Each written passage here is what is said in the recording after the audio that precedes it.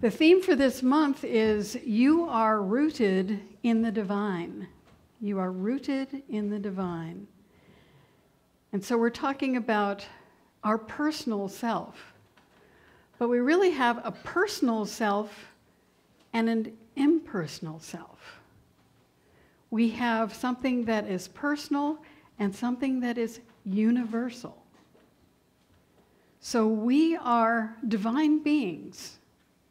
We came in as spirit to this planet at this moment in time, using this body as our vehicle. And because we're in a body, we are now in the middle of finite land, in time and space. And of course, when we came into this land, we were supported by other people.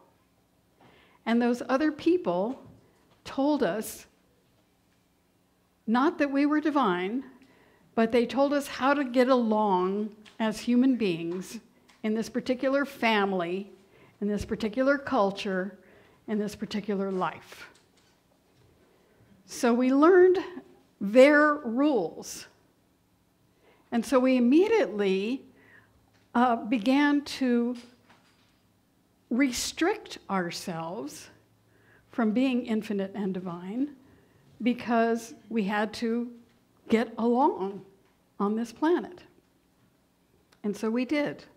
We followed the rules and we did what was required.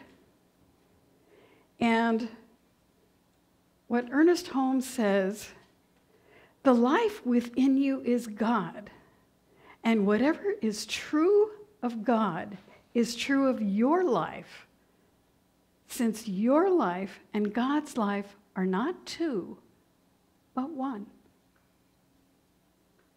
We don't believe that God is a big bearded guy in the sky who spends all his time judging us and either blessing or cursing us, depending on how he feels that day. This is not the God we believe in. We believe in a God that is right here, right where we are. It is that infinite consciousness of life itself. And it's not a person, although we personalize it. It is a principle just like electricity or just like gravity.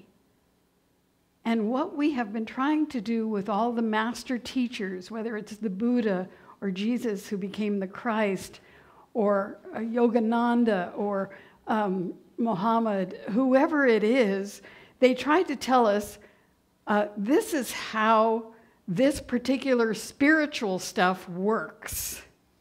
This is how the God in you wants to be manifest. So this is what you have to do. Only we said, yeah, but I have to do this. And I'll do that on Sundays, but then the rest of the week I'm going to do this other stuff. And so we compromised our own divinity. And we didn't do it maliciously. We just did it because we thought that's what was required. And we thought, well, there is this spiritual stuff, but it's sort of over here. But it's really right here. It's really right here.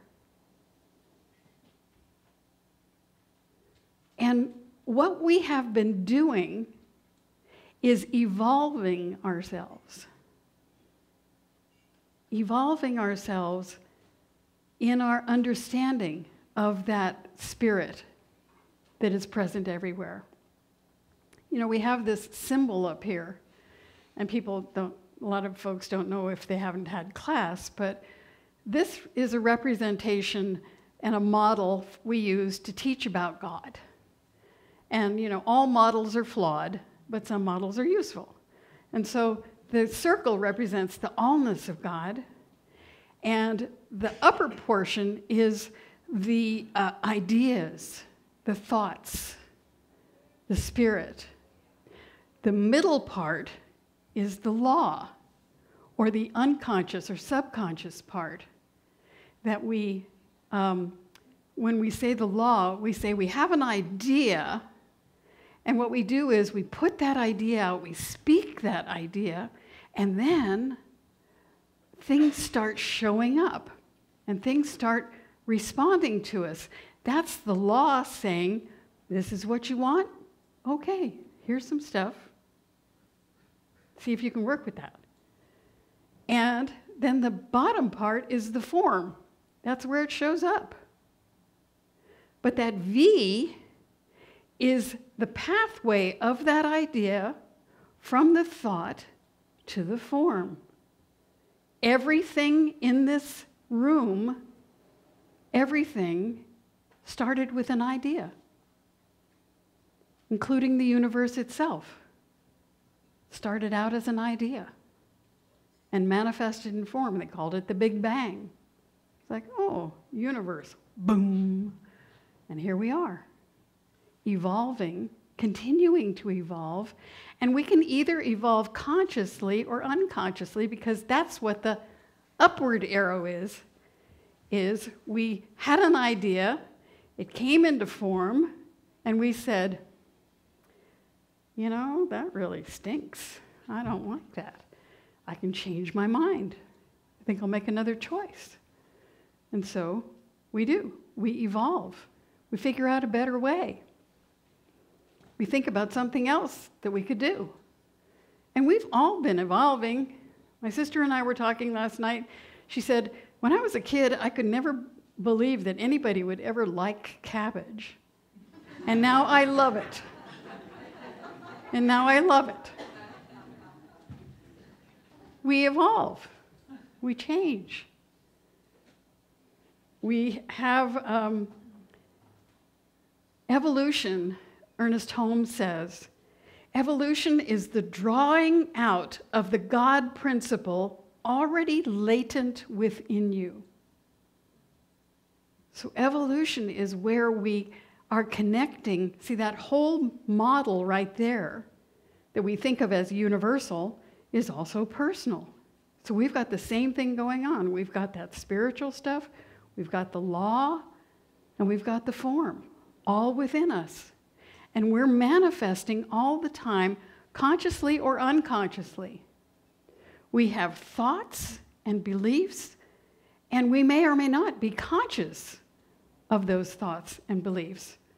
But conscious or unconscious, if they have feeling associated with them, they will continue to manifest in our lives. I was just at this conference in Irvine for the Centers for Spiritual Living, and I have to say that it was the best conference in a long time. It was very inspirational, and we had a whole range of people speak, and it was magnificent. And it was about recognizing for once and for all that we are not two organizations. There was a big breakup in 1954. There were two organizations, and in 2012 they came back together. And it's been rough going. People have been, you know, oh, I'm RSI and I'm a CSL. You know, people didn't know who they were and where they were and what they were supposed to be doing. And we finally figured it out. We finally figured it out and came together as one. And that's why the conference was entitled, We Are Centers for Spiritual Living. Each of us, individually, is a center for spiritual living. So how will other people know how this stuff works? We demonstrate how it works by living according to these wonderful principles that we've discovered, that our thought is creative, and that doesn't mean that we should guard our thoughts or be afraid of our thoughts, but it just means we should think about our thoughts. And are our thoughts creative and life-giving and joyful and happy? as people like to say, we came here to give God a good time. How about that? Instead of the whole, we came here to suffer and die. Sounds better to me, right? We came here to give God a good time. And one of the talks was by Linda McNamara, who's like in her 80s, and she's still preaching at a center that she has in Laguna Hills, which is a retirement community down in Southern California. And she was talking about, this is my vehicle. She said, I think it's a classic model. And you know how much those classics are worth. But she said, but you know, sometimes they need a few extra parts. They need a new part. You know, she said, I got this new knee, and it works just fine. You know, so it's about taking care of the vehicle. And this is one of the things that I have not been good at recently, is taking good care of my vehicle.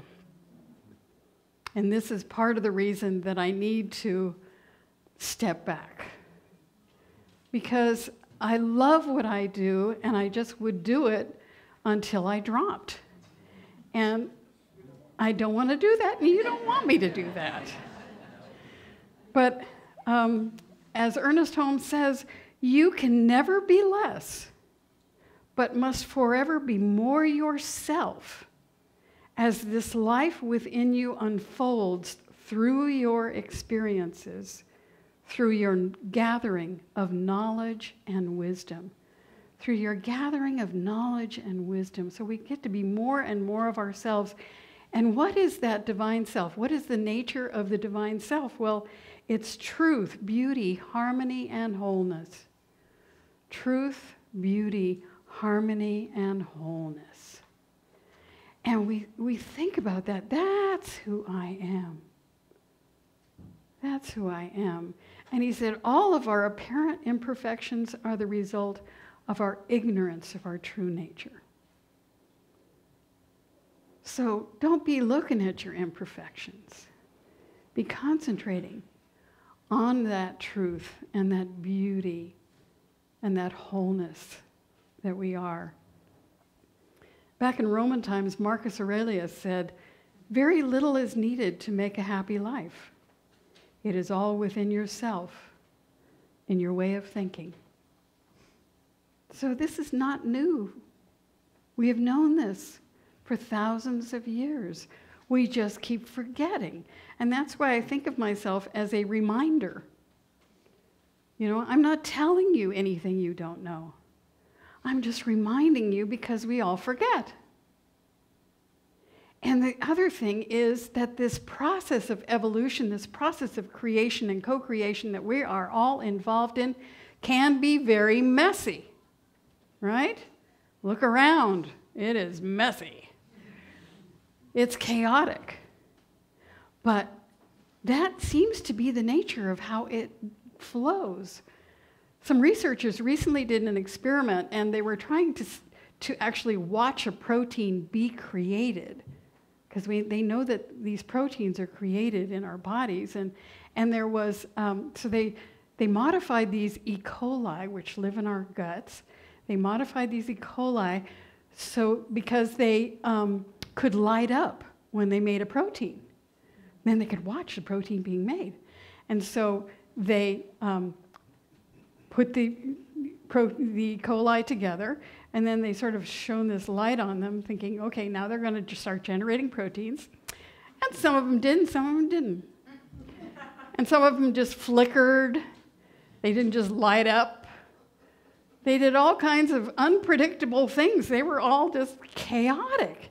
And they thought, oh my God, these things are in our body, and they're supposed to be creating these things in an orderly way so that we can survive. And they're not. They're very crazy and chaotic. And how does this work? But what happens is the order is there. And eventually the order shows up. It evolves. It appears. It makes itself known. It's sort of like the wisdom of crowds. I don't know if you've heard of this. But the wisdom of crowds, this guy did an experiment, and he was at a county fair, and all these people were guessing the weight of an ox. And whoever got closer won the prize. So he took all the guesses. And they were like, maybe 1,000 guesses. And when he put, all of the guesses were like all over the map. They were high, they were low, none of them were very close. But when he put them all together, they were right on. The average was correct. Because all of us together were like, a whole bunch of cells in the body of life, each of us contributing our guess, and all of us together creating this evolving and orderly life that somehow looks much more orderly in the past than it does while we're going through it. Because we can tell the story once it's done, but before it's done, we're all in the midst of it, right? And the thing is, it involves failure. We have so many kids who are terrified of failing. They're anxious, super anxiety, because they're terrified of failing. Failure is a part of growth. Failure is a part of how we learn. Thomas Edison said, "I have never failed. I just found 10,000 ways that didn't work." And he said, genius is 1% inspiration and 99% perspiration. So it takes work and it takes persistence. We have to persist in the truth that we know. We have to live from that truth. We have to demonstrate that this is who and what we are, and that a life well lived is what we're here to do, and to help others to live that way too, to encourage people, to tell them how wonderful they are, to whisper to them that they're divine. We are all in this together. Synchronicities happen, coincidences happen. We never know what's going to evolve, what's going to happen. Rosemary was telling me last night at dinner about the son of a friend of hers who always had Crohn's disease since he was a teenager. And he got married and went to Thailand. And when he came back from Thailand, he had tuberculosis. So they treated him for the tuberculosis, and his Crohn's disease disappeared. So we never know. We think, oh, this is a terrible thing. Maybe not. Maybe not. When my beloved cousin Stephen died in January of 2008, and then my partner Ping died in March of 2008, and my friend Rosemary died in the next month, and my friend Lynn died the following month, I thought, this is terrible. But I thought, if I'm ever going to be a senior minister, I better get on it. Time's a-wasted. Hokey smokes. And, I was free to go where I wanted to go. So, I applied up in Grass Valley, and son of a gun. What looked really terrible turned out to be a wonderful, wonderful, wonderful time, a wonderful life. We have had a great time together. We've had a great time partying together. We've had our 4th of July picnics, and we've had our volunteer appreciations, and you guys gave me the best birthday ever. It was the best birthday ever. And we've done singing together and lessons together, and supported each other through classes and through workshops and all of these wonderful things that we've had. We've had sound healers and all kinds of people come through to enlighten us, to inspire us, to give us new information. And we've had our spiritual movie nights and all of these fun things that we have done together, all of these good things. And we've also supported each other in sad things, in painful things, in hurtful things. And we've been there for each other. So I know that we'll continue to be there for each other, as this community is a loving community. You know, we said when we started creating the circles, we created this saying that said, joyfully co-creating beloved community. And we support each other in this beloved community. That's what it's all about. And Sandy Schilling has her Uplift team. And they, you know, bring food. And she brought me food last week when I was sick. She brought me, you know, groceries, oranges, all kinds of wonderful things. And it was great and really helpful. And so that's what we're here for. We're all here to create community and to be here for each other. And to continue to know that we're evolving. That we're ready to see something new. We're ready to invite new programs. We're inviting this new minister who's got new programs and new classes and new workshops and energy and enthusiasm, and that will bring us all together again in a wonderful way. So we're just holding that vision for this individual. You know, it says in the Bible, for now we see through a glass darkly, but then face to face. For now I know in part, but then I shall know even as I am known. So we will know. We will know this person when we see them. They will resonate in our hearts. They will be the perfect person. And then, of course, William Blake said, if the doors of perception were cleansed, everything would appear to man as it is, infinite. So we must not limit ourselves. We must not believe that there's, you know, only one minister who's good for us. It's not true. It's not true. There is someone who's going to just reactivate, inspire, and energize this community all over again. And I have loved being here. I love each and every one of you, and I'm grateful for all of the gifts that you have given me, and for all of the love that you have shared with me. And my love for you will never go away. That is always continuing. People have asked me, what are you going to do when you retire? Well, as they said at the conference, you're not retiring, you're rewiring. So that's what I'm doing. I have nothing planned. I am not going to do for a while. I'm going to be for a while. And just see what Spirit has for me next. And to take better care of my vehicle so that it can be a classic.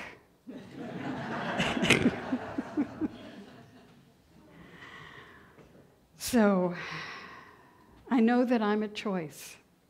We're all at choice. And so I'm choosing goodness, kindness, love, beauty, and truth. And just standing in that right here and right now. So, let us say our affirmation together. I claim the good of God. Do we have it? Woo.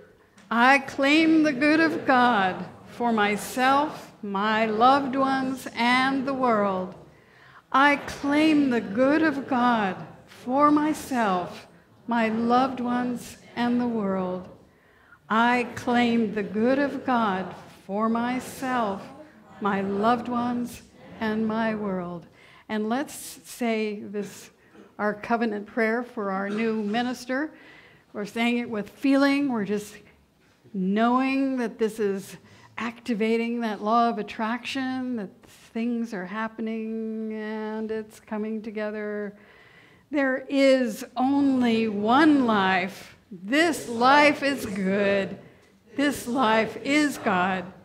This life is my life now. In knowing that I am one with this life that is God, I therefore know I am one with all of its blessed expressions, which includes the presence of a new minister for my beloved spiritual community. I experience my new minister in full cooperation and agreement with my community, knowing this truth about myself, for I am inspired to live in unity as an expression of love. I am awakened to the wisdom within. I am embodying the consciousness of wholeness in community and organizational well-being. I am open to mystical teachings that illuminate the science of mind principles. I am supporting my minister to be a loving and beneficial presence in the greater community in support of social activism. As I now accept the highest expressions of a new minister into my life, I know they will be revealed in a way that will glorify God and serve the highest and greatest good of all who are touched by their presence. I am grateful God is gracious, and so it is. Amen. Let's stand for our congregational song.